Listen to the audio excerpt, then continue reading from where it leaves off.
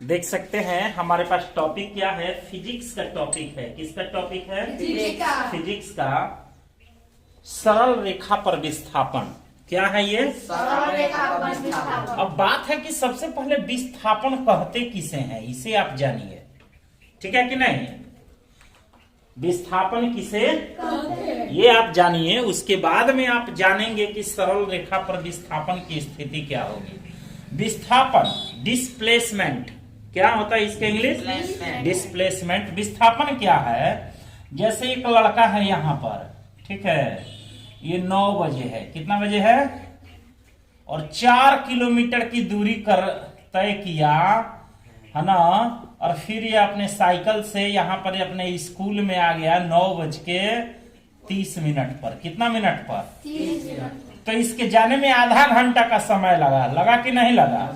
समय लगा कि नहीं लगा? Yes sir. और ये दूरी कितनी तय किया? 4 किलोमीटर। 4 किलोमीटर। समझ में आ रहा है कि नहीं आ रहा है?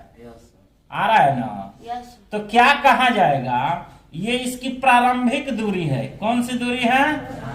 ये इसकी प्रारंभिक दूरी यानी पहले वाली दूरी है, और ये यहां पर पहुंच गया तो ये इसकी कौन सी दूरी हो गई? अंतिम दूरी। समझ में आ गया? तो प्रारंभिक स्थिति और अंतिम स्थिति के बीच में जो अंतर होता है, इसी अंतर को हम क्या कहते हैं? विस्थापन कहते हैं। समझ में आया? प्रारंभिक दूरी और अंतिम दूरी के बीच के अंतर को हम क्या कहते हैं? विस्थापन। अगर आप दूरी लिखे हैं तो दूरी लिखिए, अगर आप स्थिति लिखना चाहते हैं तो आप क्या लिखिएगा?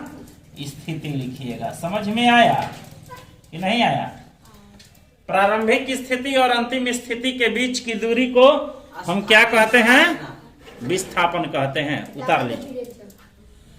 अगर हम प्रारंभिक दूरी को x1 मान लें और अंतिम दूरी को हम x2 मान लें, तो हमारा विस्थापन का सूत्र क्या होगा?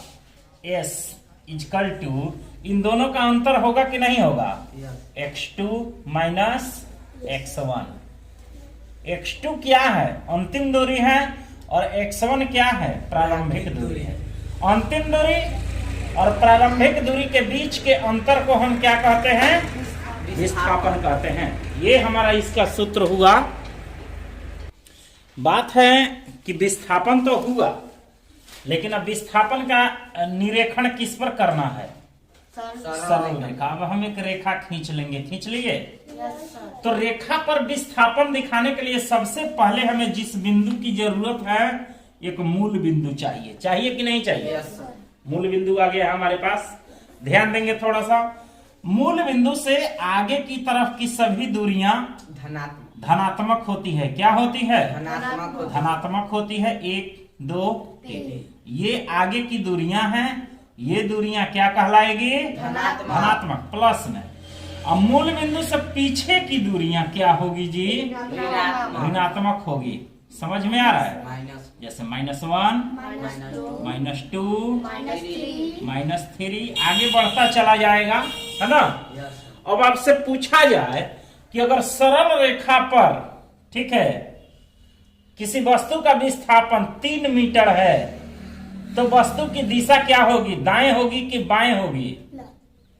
प्लस में होगी कि माइनस में? ये प्लस है, यहाँ पर क्या है? यानी कि ये दाएं साइड होगी कि ये बाएं साइड होगी? बताइए। दाएं साइड। समझ में आ गया? कभी कभी ऐसा होता है कि वस्तु का विस्थापन कभी कभी शून्य भी होता है। क्या होता है? शून्य होता है। उस समय सरल रेखा पर उस वस्तु की स्थिति मूल बिंदु पर होती है। कहाँ होती है? मूल बिंदु पर। समझ में आया कि नहीं आया है? आया है। अगर ये देखिए, अगर किसी कण की स्थिति -6 सेंटीमीटर है, -6 मीटर है, तो बताइए वस्तु का विस्थापन दाएं होगा कि बाएं होगा? बाएं साइड में होगा। समझ में आया? तो उतार लीजिए आप सरल रेखा पर किसी कण के विस्थापन का ये वीडियो।